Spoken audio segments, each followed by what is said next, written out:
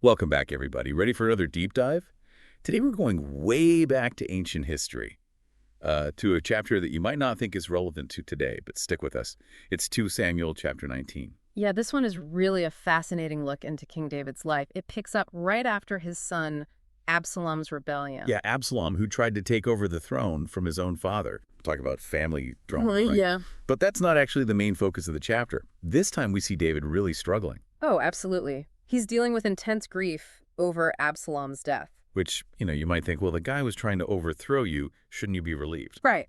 But it's not that simple. The What? text really shows us how deep and overwhelming David's grief is. And it's a good reminder that even in conflict, even when someone has wronged you, human emotions can be complicated. For sure. And it actually starts to cause some problems for David. The chapter shows us how his supporters, those loyal followers who risked their lives for him, they start to feel kind of forgotten. Yeah, like the sacrifices have gone unnoticed. David is so wrapped up in his own grief that he's not really acknowledging their needs. And this is where Joab enters the picture. Now, for those who might not know, Joab was David's general. A powerful and, let's be honest, sometimes pretty blunt guy. He sees what's happening and decides to give David a pep talk. More like a kick in the pants, right? Well, it's definitely direct.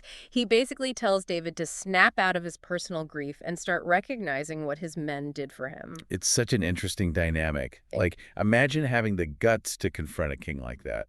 But it's also a crucial leadership lesson. Leaders have a responsibility to show gratitude, especially during or after a crisis.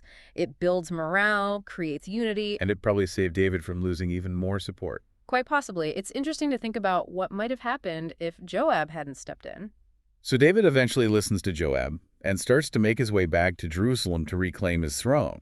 But it's not exactly a smooth return. He runs into Shimei, this guy who had actually cursed David back when the rebellion first started. Yeah, talk about awkward. Now David has to decide how to handle this. Does he respond with anger, punishment, or does he choose a different path? It's a real test of his character.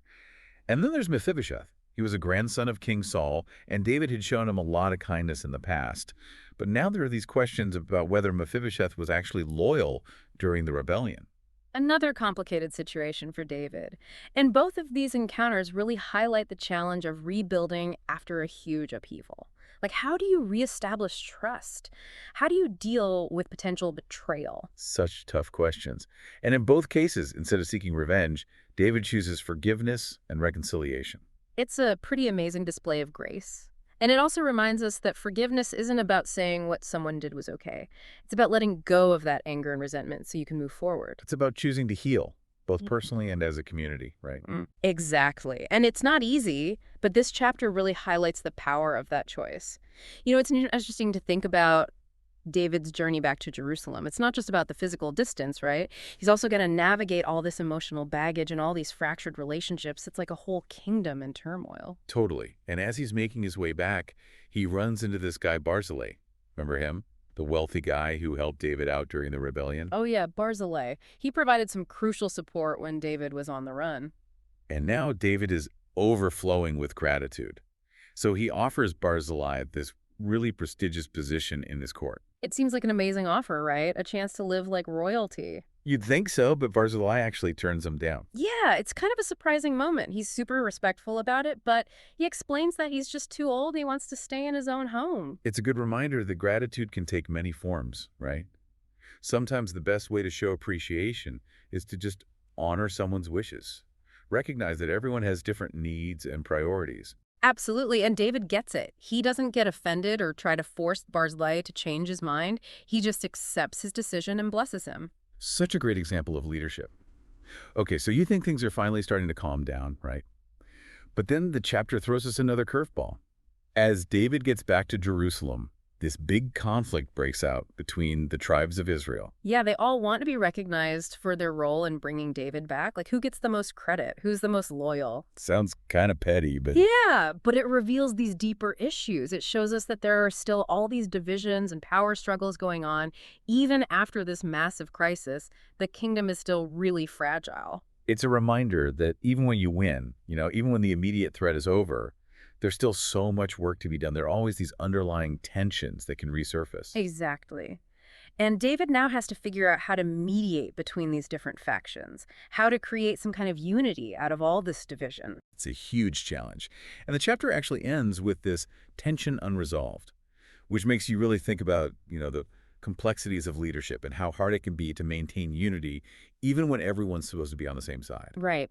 So much wisdom packed into this one chapter. It's amazing how these ancient stories can still give us such incredible insights into human nature. Insights that apply to any time period, any culture. Totally. Okay, so let's shift gears a bit and talk about how these lessons from 2 Samuel 19 can be applied to our lives today. Yeah. I mean, we've seen David struggling with grief, dealing with complicated relationships, making these really tough decisions. These are things we all face in different ways. Oh, for sure. Whether you're leading a team at work, managing family dynamics, even just navigating friendships, these principles of leadership, forgiveness, resilience, they're all super relevant. One thing that really stands out to me is the importance of appreciation. Just like Joab told David to recognize his soldiers, we should all make an effort to thank the people who support us, the people who make our lives better. Absolutely. A simple thank you, a genuine acknowledgement of someone's efforts can make a huge difference in your relationships. It creates this more positive and supportive environment. And then there's forgiveness. David's example with Shimei and Mephibosheth shows us how powerful it can be to let go of resentment. It's not about condoning what someone did, it's about freeing yourself from that anger. And sometimes it's the only way to truly move forward, to heal both individually and as a community. It takes a lot of strength, though. David also shows us the importance of respecting individual needs. Remember how Barzillai turned down his offer? It's a good reminder that we need to understand and honor what other people value, even if it's different from what we would choose. Right. One size doesn't fit all. True leadership means recognizing those individual needs and being flexible enough to adjust your approach. And finally, that conflict between the tribes when David returns, that's such a powerful image of how fragile unity can be. Yeah, even when you think everyone should be celebrating, there can still be these underlying tensions that can just erupt. So we need to be aware of those dynamics, we need to address grievances fairly, and we need to actively work towards creating a shared sense of purpose. Otherwise, that unity can just fall apart. So as we wrap up our deep dive into 2 Samuel 19, it's amazing how these ancient stories can still offer such practical guidance for our modern lives. What's fascinating is that while the context might be different, the underlying human dynamics remain remarkably consistent.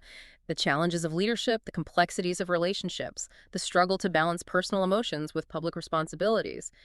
These are themes that resonate across centuries. So as we wrap up our deep dive into 2 Samuel chapter 19, it leaves us with plenty to think about. What resonates most with you from this ancient story?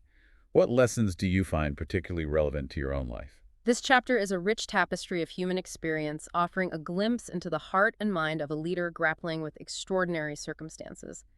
It invites us to consider how we might navigate similar challenges in our own lives, how we might lead with compassion, forgive with grace, and cultivate resilience in the face of adversity. Keep the conversation going.